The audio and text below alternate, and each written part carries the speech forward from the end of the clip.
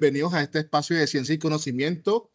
Hoy exploraremos un mundo fascinante en el que hablaremos sobre los microorganismos, en especial de 5 de estos, que son los mohos, las algas, las bacterias, los protozoos y los virus. En este caso, yo, su servidor John Fredo Coro Ramírez, hablaré sobre los protozoos y los virus, que son dos tipos de microorganismos que, aunque son invisibles a simple vista, tienen un impacto enorme en la vida y los ecosistemas. Quiero comenzar con los virus y quiero pues dar una definición de estos y pues dar como una introducción. Los virus son agentes microscópicos que no pueden considerarse seres vivos completos, ya que necesitan invadir otros microorganismos para reproducirse. Están formados por material genético que puede ser ADN o ARN y protegido por una cápsula de proteína llamada caside. En algunos cuenta con una envoltura externa tomada de la célula que infectan. Lo más sorprendente de los virus es su gran capacidad de adaptación, ya que existen miles de tipos, algunos responsables de enfermedades como la gripe, el VIH y el coronavirus. Sin embargo, no todo es negativo. La naturaleza también cumple funciones importantes como regular poblaciones de bacterias en ecosistemas acuáticos, contribuyendo al equilibrio biológico. Además, en la ciencia han sido clave para el desarrollo de vacunas, terapias génicas y avances en la biotecnología. También, y ahora pues quiero pasar al otro tema que son los protozoos. Los protozoos son organismos unicelulares y eucariotas, es decir, que cuentan con un núcleo definido en su célula. Primera diferencia con los virus. Viven en ambientes húmedos o acuáticos, se desplazan en distintas maneras, algunos con flagelos, que son como unas hélices que los impulsan, otros son cilios y otros se mueven mediante pseudópodos como las amebas.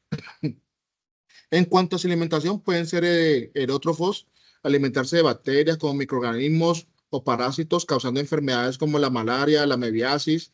Y al igual que los virus, los protozoos también desempeñan un papel crucial en la naturaleza. Ayudan a mantener el equilibrio de los ecosistemas y forman parte de la cadena alimenticia acuática y participan en el reciclaje de materia orgánica. Y quiero pasar con el tema de mi compañera, que son los mohos, que es un tema bastante interesante. Puedes seguir, Julie. Preséntate y da el tema. Buenas noches, compañeros. Mi nombre es Julia Esperanza Dagua.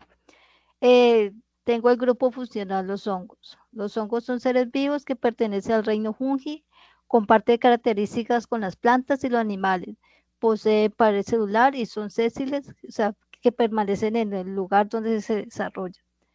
Viven en ambientes como en madera, en otro material, en todo, en el suelo, en el agua, en las plantas. Y son microorganismos eucariotas, pueden ser unicelulares como las levaduras, pluricelulares como los mohos y setas.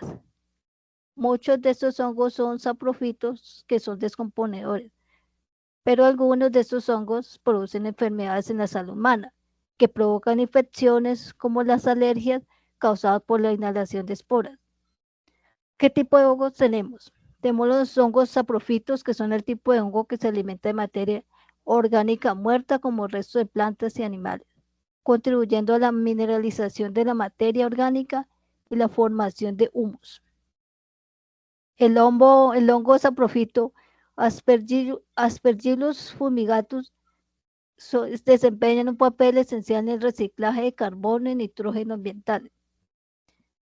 Otro tipo de hongos tenemos los mohos, que son un tipo de hongo microscópico, a menudo filamentoso, que crecen sobre materia en descomposición. Ejemplos como el moho del pan, el penicillium, del cual se obtiene la penicilina, que es un antibiótico. En este caso tenemos las levaduras, que son hongos unicelulares microscópicos que actúan como descomponedores y realizan la fermentación, descomponiendo azúcares, carbohidratos, a producir etanol, dióxido de carbono y ácido orgánico. En este caso tenemos como ejemplo el Saccharomyces cerevisinas utilizadas en la panería y en la elaboración de cerveza. Tenemos la reproducción. Los hongos se reproducen de forma sexual y asexualmente. La reproducción asexual es rápida, produce copias idénticas mediante esporas, gemación o fragmentación. La reproducción sexual ocurre cuando dos hifas haploides se fusionan, aumentando la diversidad genética. Factores como la disponibilidad de alimento influyen en el tiempo de reproducción. Los hongos desempeñan un papel importante en los ecosistemas, ya que actúan como organismos componedores y estos se encargan de descomponer la materia orgánica a través de un proceso como la biodegradación, que permite que los nutrientes sean liberados y absorbidos por el suelo, facilitando el crecimiento de otras formas de vida. Además, los hongos también se utilizan en el tratamiento de aguas residuales, donde ayudan a eliminar contaminantes y mejorar la calidad del agua. Muchas gracias. John, qué nos tiene que decir sobre las algas? Hola, buenas noches compañeros. Quien les habla, Jonadar Molina. Muchas gracias, Julie, por cederme la palabra. Efectivamente, yo les vengo a hablar de las algas. Quiero pues darles una pequeña introducción de lo que nos vamos a encontrar.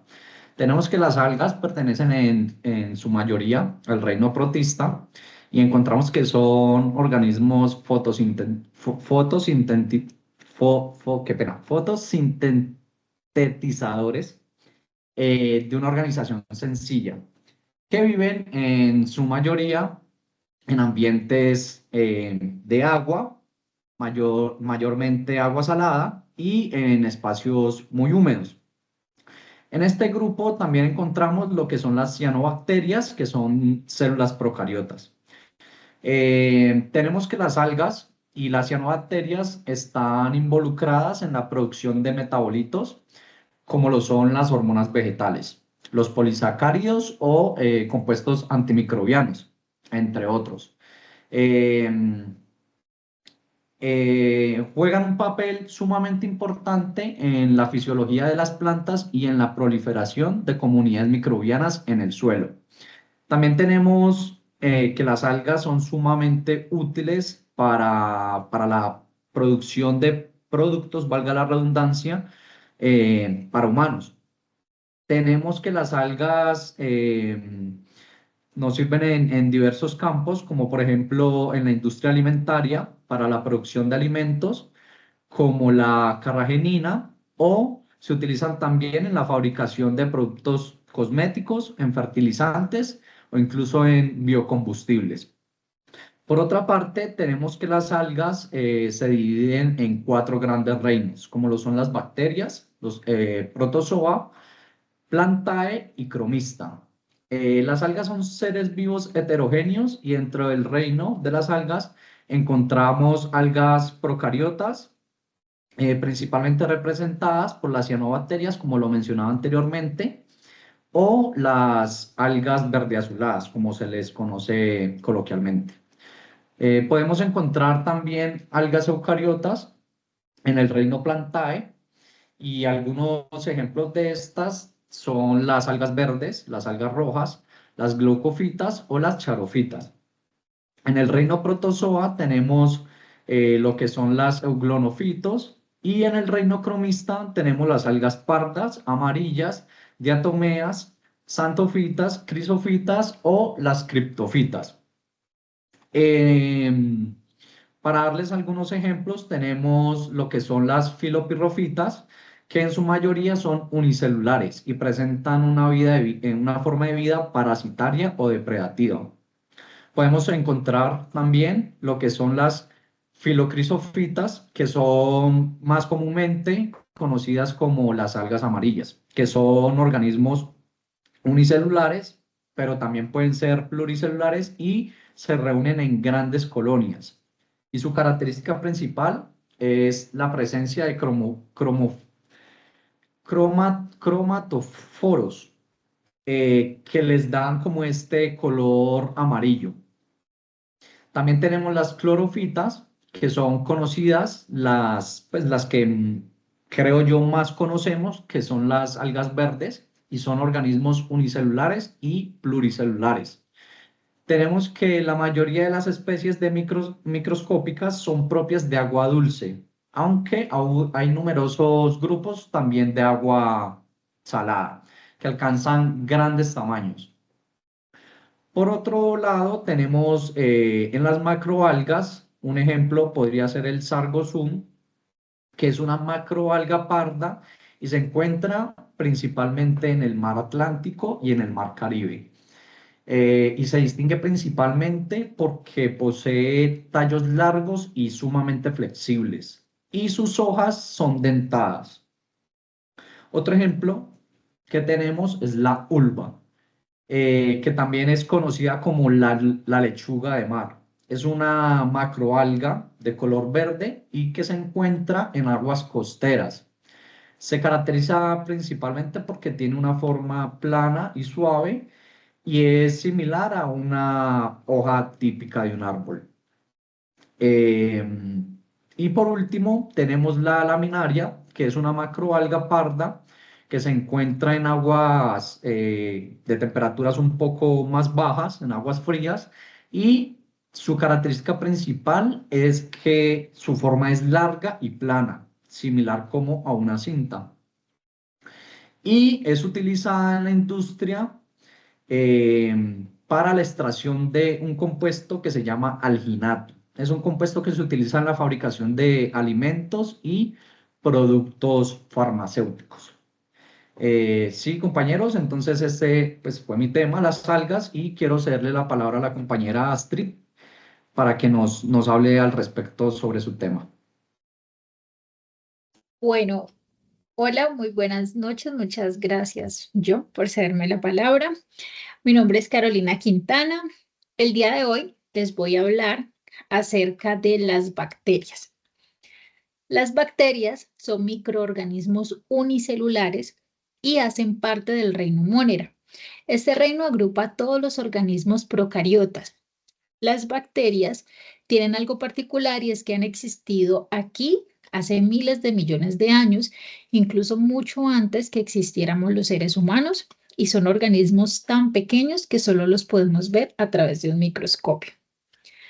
A lo largo de los años, los seres humanos hemos relacionado a las bacterias con algo dañino y causante de enfermedades, pero muchas de las bacterias son importantes no solamente para los ecosistemas, sino también para nuestro cuerpo, ya que muchas de estas bacterias nos ayudan a digerir los alimentos, otras producen vitaminas y otras nos protegen de organismos dañinos que quieran hacernos daño.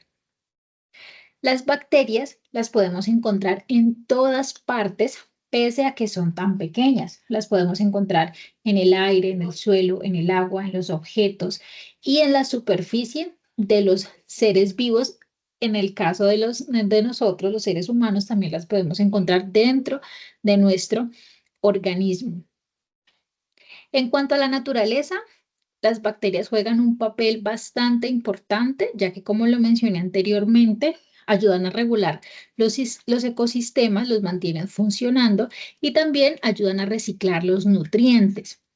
Algunas bacterias sí son responsables de muchas enfermedades como la neumonía, la tuberculosis, entre otras enfermedades, pero gracias a Dios y a la ciencia hemos podido crear medicamentos que ayudan a controlar muchas de estas bacterias.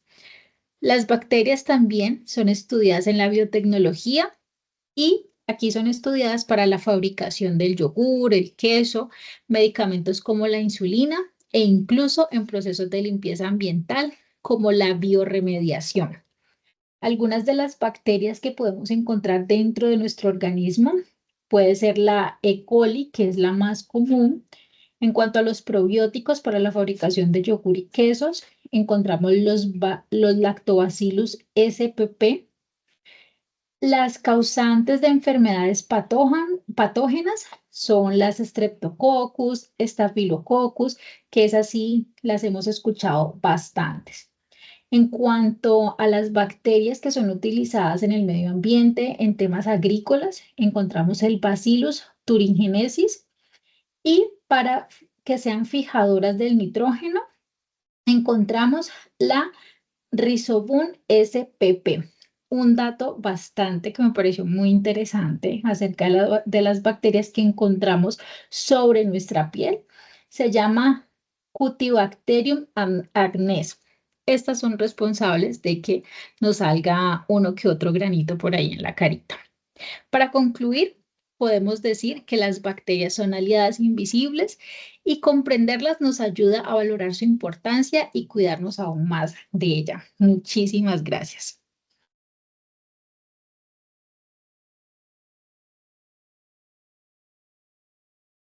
Bueno, Listo. muchas gracias por acompañarnos. Esperemos pues que este viaje al conocimiento haya sido placentero y también esperamos que nos escuchen en unas próximas grabaciones que tendremos más adelante en otros cursos. Me imagino que también trabajaremos juntos más adelante.